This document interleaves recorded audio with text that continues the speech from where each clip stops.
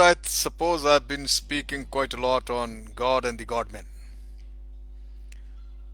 And my friends have started suggesting me, which my friends earlier also have been telling me very often, that I would have done much better as a Godman than as a soldier. And being a die-hard soldier, hence I never took these suggestions, backhanded compliments very seriously ever.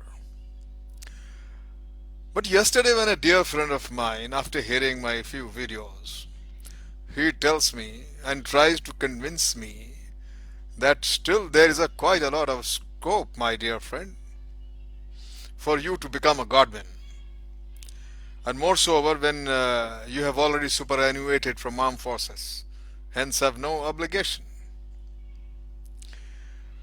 So the thought is, I am, this thought is coming around to the idea that maybe more for me in the Godman's business. I have and rightly so when he brought out, and I agree with him, that I have the necessary accoutrements also at this age.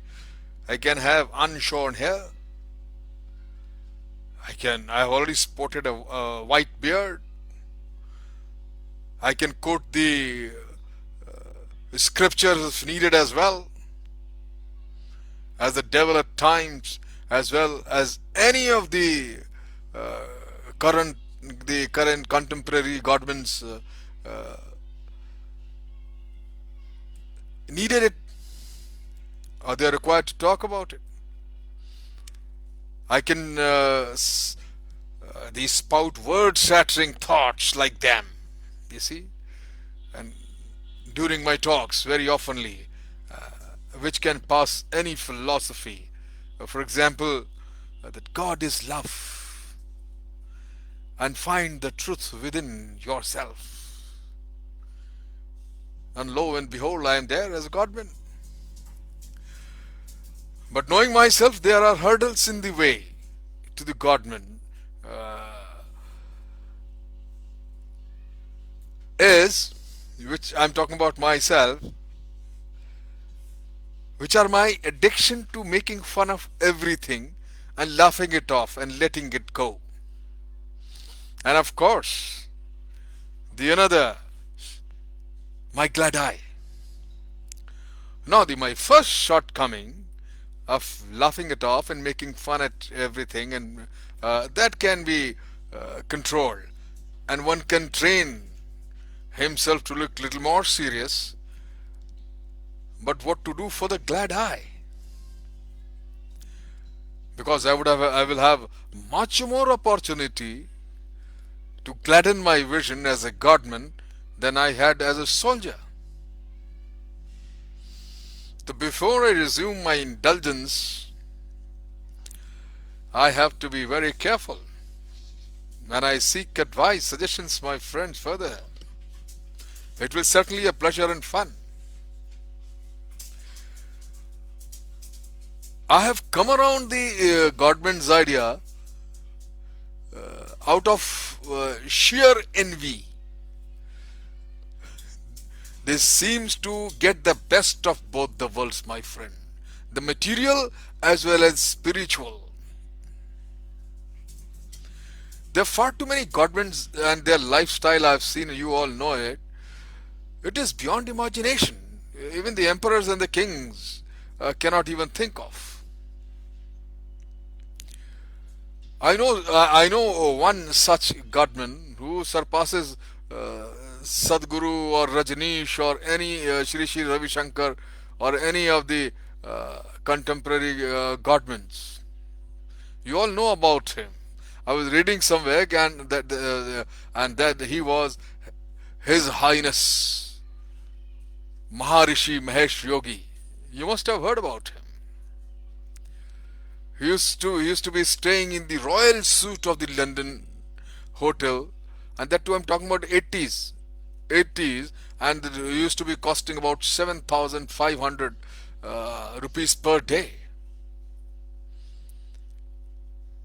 for just for the room charges only. And he has in addition a chateau in Switzerland, Mentmore Castle, bought from the Rothschilds, a Victorian mansion in England, and many equally large estates in Europe and the United States. Who can? Even the Ambanis, I think the Adanis, Ambanis can't think of that. And he also owned an aircraft. Somebody was telling me even Sadhguru owns an aircraft abroad, and he's a pilot, flies himself. And besides the luxury cars and motorcycles, uh, His Highness Maharshi Mahesh Yogi, he had fleets of Rolls Royce and Cadillacs surpassing the number Rajneesh 99 any time.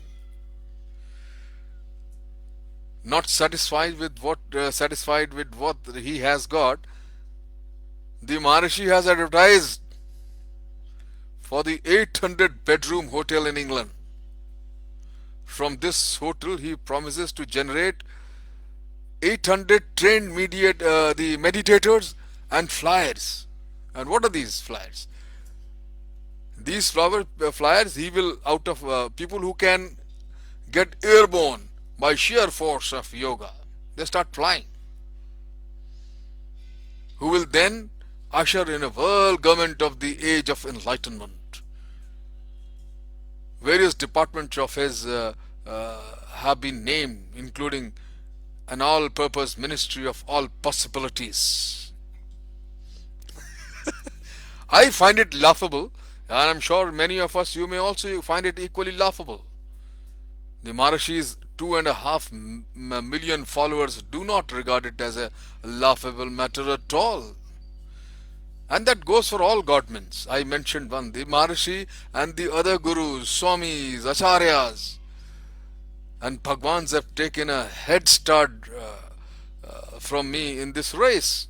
I'll be nowhere to reach to this level, even if I decide to become a Godman. In the few years left for me, I may not be able to catch up with them at all. I don't plan that big either. Also, there'll be many who will mock my metamorphosis from a sinner to a saint.